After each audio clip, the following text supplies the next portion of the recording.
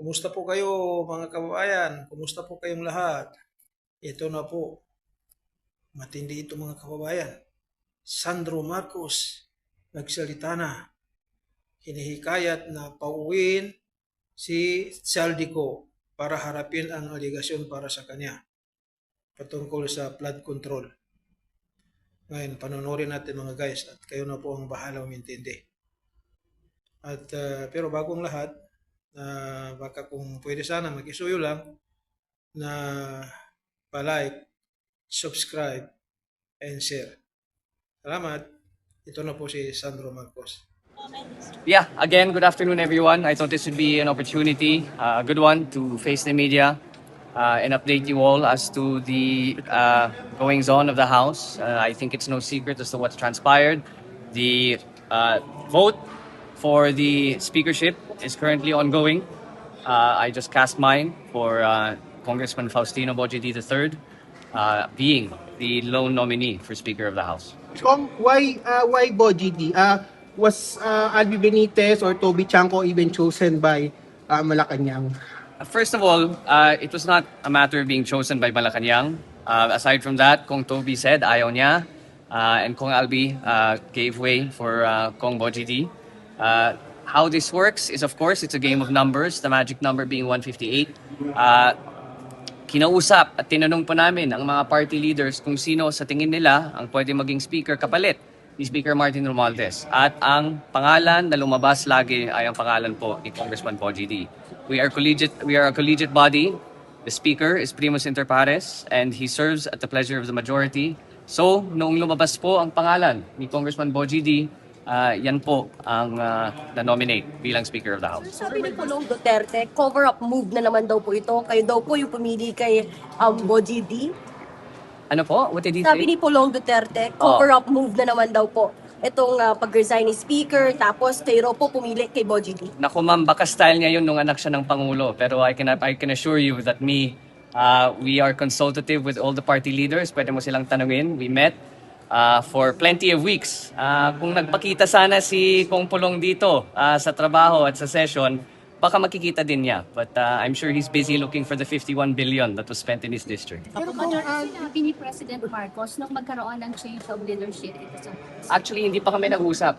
The last time sinamahan ko, nakita kami ni Pangulo was nagsama, humingi si Speaker Martin ng meeting kay Pangulo and dun nagbigay po siya ng kanyang resignation sa Pangulo bilang Speaker of the House. Well, sir, That's the last time when we saw each other. Opo sir, ano magiging bagong direksyon ng Kamara under new leadership? We'll have to wait what the new Speaker has to say. So, may bas-bas ni Presidente yung magpupunin mo? Of course, the House appreciates that the incoming Speaker is supportive of the President's agenda and programs. Pero again, this is a co-equal branch of government which Malacanang respects, which the executive respects. So nasa Kong na po kung ano man ang gusto nila, kung sino man ang gusto nila Sir, kailan yung sinabi niyong sinamahan niyo si Speaker? Nakita kami kahapon. And sir, kailan yung huling meeting niyo with the President? Kahapon. So, did the President Bojidi? What happened during... Kakasabi ko lang ma'am, the Speaker asked for a meeting with the President and he gave his resignation and said that it was an honor to work with him and that he was stepping down to ensure the independence of the Independent Commission and to protect the institution, for people not to say that he was using his influence to influence the ICI. May nagkakalit po ba si House? Speaker Romualdez, what will happen to I'm Sandro? sorry? The President did not ask the House. No, he offered to step down. Sir, wala po ba, would you say na hindi naman nawala ng tiwala yung mga House members kay former Speaker Romualdez? He had the numbers. Simple lang yun. Kung nasa iyo yung numero, you have the speakership. He had the numbers. Sir, ano naman gagawin ng House leadership kay Congressman Zaldy ko na iniuugnay din sa mga anomalya sa budget? I am gonna be the first one to tell you that he should come home and face any and all allegations against him. Will you force him to come home? I don't know if that is something you can do as a body, but again, I think he should come home and face the allegations against him. Sir, did They are too severe and it's dragging the House in the mud. If not, would that be enough for him to face the ethics committee? It might be. Yes, I mean, there's a precedent for it when Kong Arnie Teves did the same. So did you try to convince Speaker not to step down?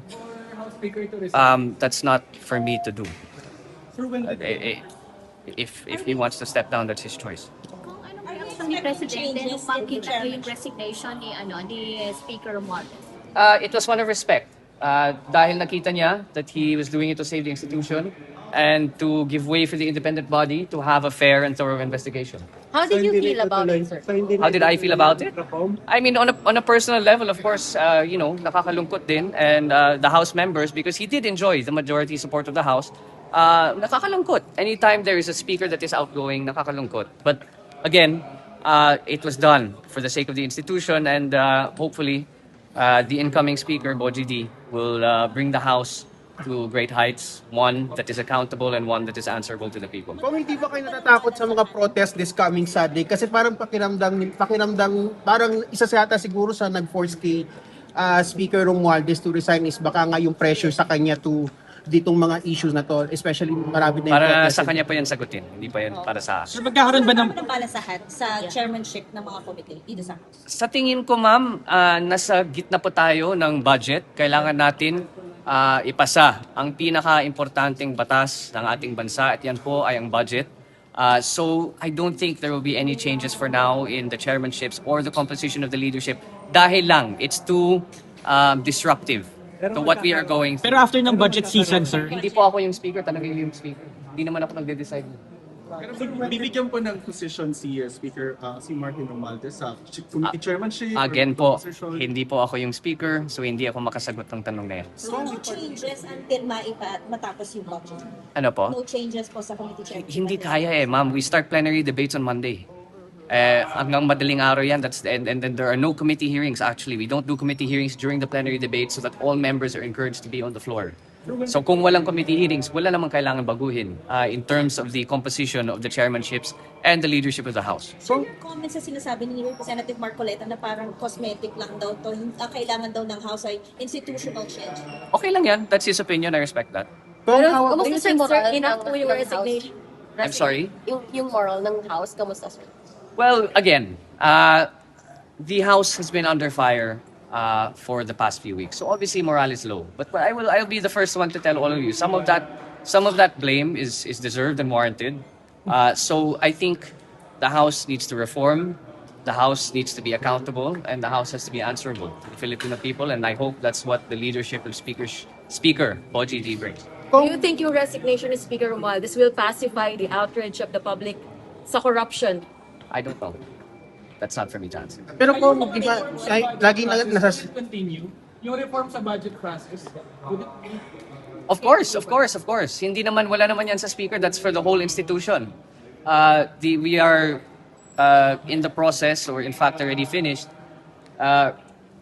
instituting and implementing those reforms. Wala pong samaan ng loob si President Marcos and si Speaker ngayon? No, wala. Not at all. Okay po sila? Yes, they're very okay. Ano ang naging atmosphere noong na magkita si Speaker at si President? nakita ba sila? Yung nagkita? Yeah, nagkita sila kahapon nung nag-meeting kami. Okay naman. Wala namang pressure, sir? Well, kung nakinig kayo sa speech naman ni Speaker Martin, sinabi niya, bumibigay ng pressure sa kanya. So that should answer your question.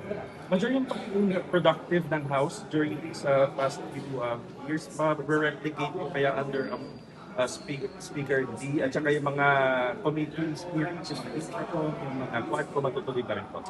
Again, you'll have to ask the incoming speaker. That's not for me to answer. But in terms of the legislative agenda, the LEDAC priorities that is handled by the majority leader, we will ensure that all legislation is passed at an opportune and on time. Posible po bang mga nagtuloy si dating Speaker? Tinanong na po yan kanina. Lester? House Infracom hearings under the new leadership. House Infracom. Again, you will have to ask the incoming speaker. That's not the call of the majority leader. That's the call of the incoming speaker. Kung of course, medyo problematic pa rin talaga ang House kasi yung image na laging sinasabi, sabi natin, buwaya. Do you think the new speaker would resolve these issues na? These reforms have to be institutional. And these reforms will not happen overnight. If that is the image of the House currently, then it is the responsibility of the House to change that image through the reforms that we seek. If that is how the people feel, then it is on us as public servants to ensure that changes. Okay? Thank you, everyone.